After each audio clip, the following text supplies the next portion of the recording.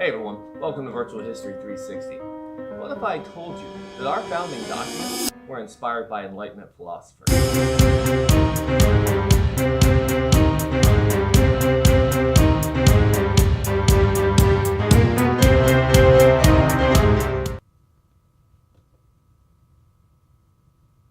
Here we go.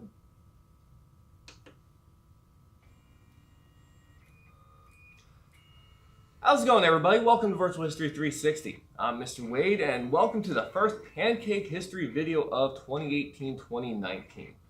Now, Pancake history might be a little misleading because it's actually a civics pancake that we're making today. Because as you know, my focus this year is going to be more towards government, but this pancake's pretty special, so let's get started. Now, in the beginning, I alluded to Enlightenment thinkers. Well, the guy we're going to be talking about is John Locke. But before I get into his story, let me just explain that there were other Enlightenment philosophers that influenced our founding documents. You have Thomas Hobbes and his Leviathan, you have Voltaire's separation of church and state, Rousseau also talked about social contract, and then of course the other big guy, Montesquieu, Montesquieu, separation of powers, right? Well, the one that I want to spend some time on today is John Locke, okay?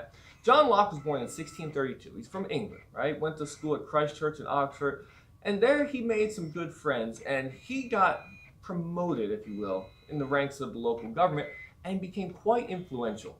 And in that time, being the genius that he was, he came up with some good ideas for how government should run. Now, it all starts with the idea of natural rights. See, John Locke said that every person is born with natural rights to life, liberty, and property. Does that sound familiar to you? Maybe Thomas Jefferson needs to cite his sources, We hold these truths to be self-evident, that all men are created equal, that they are endowed by their Creator with certain unalienable rights that are life, liberty, and the pursuit of happiness. I guess he changed it a little, right? But anyway, John Locke had these ideas for natural rights, and it looks like the pancake's coming along good. I hope you can see it up there. So his ideas of natural rights kind of tie into his idea of natural law. Natural law being that what humans would do if the government didn't say anything. It would be our natural state. And this state of nature, that he called it, would be ideal if people were perfect. But of course we know that's not the case, and governments are needed to keep people from taking other people's rights away. And that's where the idea of the social contract comes in. But let's stop for a second. Let's take a look how the pancake's coming along. Can you see what it is yet? Maybe? I don't know. Alright, so as this is working, let's talk about that social contract. You see, people are willing to give up certain rights, the law-making rights, the governing rights, in exchange for protection. Now, people on one side, government on the other, they lock themselves together. See how I'm tying his name in there? They lock themselves together in this social contract, agreeing to give up some to gain more. Does that make sense? Okay. Now, these ideas are found all throughout our historical documents. You read the Declaration, you read the Constitution, it's there, okay? So the ideas of American documents are taken a lot from John Locke. He's a big deal. That's why I'm spending some time on him today. Now, while he's finishing up, all right, looks like the first half is done, all right? Still can't tell what it is, right? I hope it turns out okay. Now, while this is still going, I do want to talk about Montesquieu. The separation of powers was a big deal. And if you go through English history and you look at their just transformation from a total absolute monarchy to a constitutional monarchy, adding parliament, adding a prime minister now, the idea of separating that power so it's not tyranny was a big deal. Montesquieu had that. But back to John Locke. These natural rights, life, liberty, and property, they're natural because if someone tries to take them away, you're going to fight for them, right? These are the unalienable rights. Let me turn this down a little bit. These are the unalienable rights that are mentioned in the Declaration of Independence, which is why we spend time talking about this in an American civics class.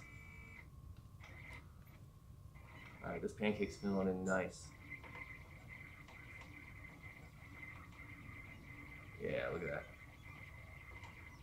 Now, although John Locke was a big deal, he had great ideas, he wasn't the guy that came over here. he wasn't the guy that talked to the American colonists when they were talking about revolution, but we'll talk more about that guy in a future video.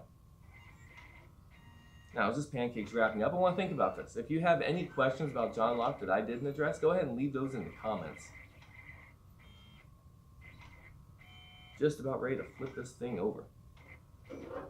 Got my spatula.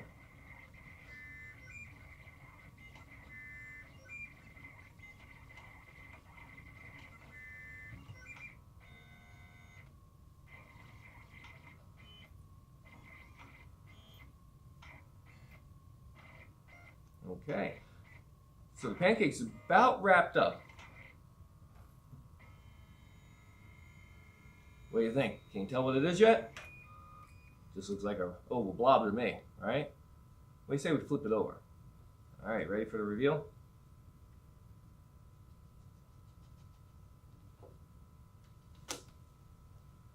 Okay, I hope his face is showing up on the camera. I'm going to zoom in for a second. There, you see his hair, see his eyes, see his mouth. I don't know if the resolution's good, but hopefully it's there.